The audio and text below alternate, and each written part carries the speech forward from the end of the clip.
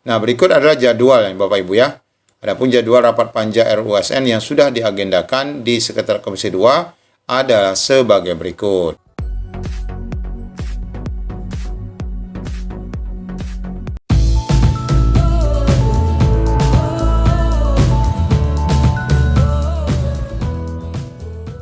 Assalamualaikum warahmatullahi wabarakatuh. Apa kabar Bapak Ibu semuanya?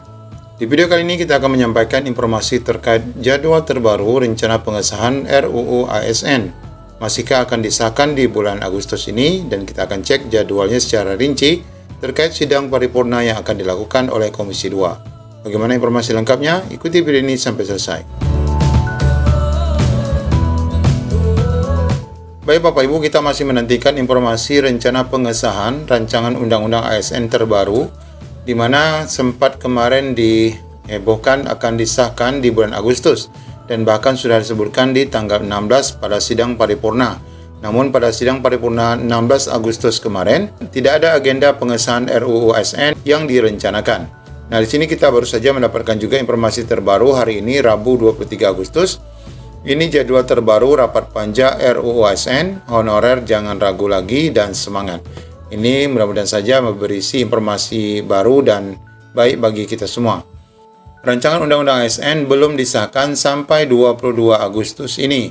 Artinya estimasi pengesahan Undang-Undang baru hasil revisi Undang-Undang Nomor 5 Tahun 2014 tentang ASN pada pekan ketiga Agustus agak meleset.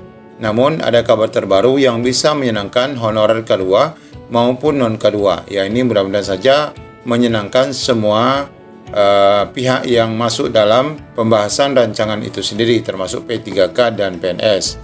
Menurut Dewan Pembina Forum Honorer K2 Tenaga Administrasi Indonesia, Norbaiti, Panja Komisi 2 DPR RI sudah mengeluarkan jadwal rapat pembahasan hingga finalisasi rancangan Undang-Undang ASN. Sabar kawan-kawan honorer, RUU ASN pasti disahkan kok.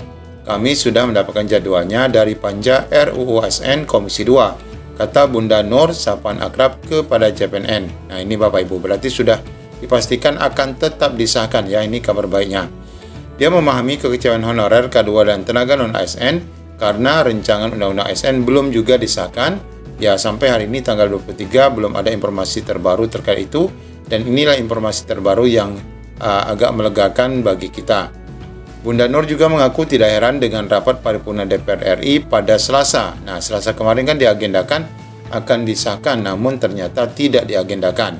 Kemarin itu rapat pertama anggota DPR RI setelah reses diawali dengan agenda pidato kenegaraan tanggal 16 Agustus. Dilanjutkan pandangan fraksi soal rancangan anggaran 2024. Apakah diterima ataupun tidak. Nah, ini agenda kemarin.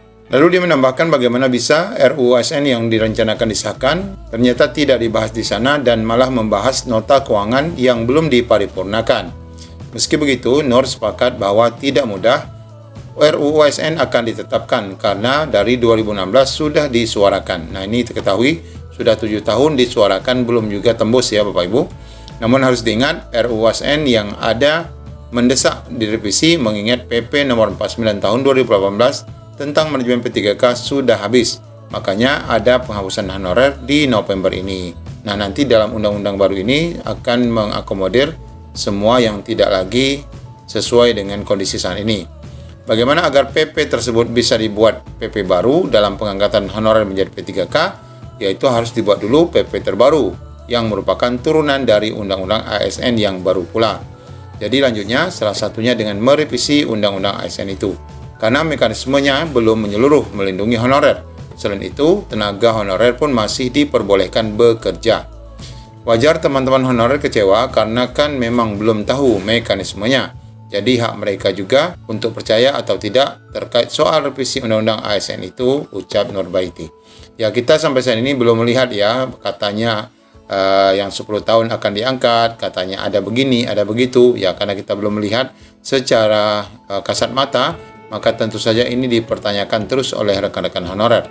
Lalu Bunda Nur juga mengimbau agar seluruh honorer menggunakan nalar akal sehatnya. Bagaimana mau diangkat P3K kalau PP-nya saja habis masa berlakunya? Apa bedanya dahulu dengan PP 48 tahun 2005 dan PP 56 tahun 2012 soal tenaga honorer K2?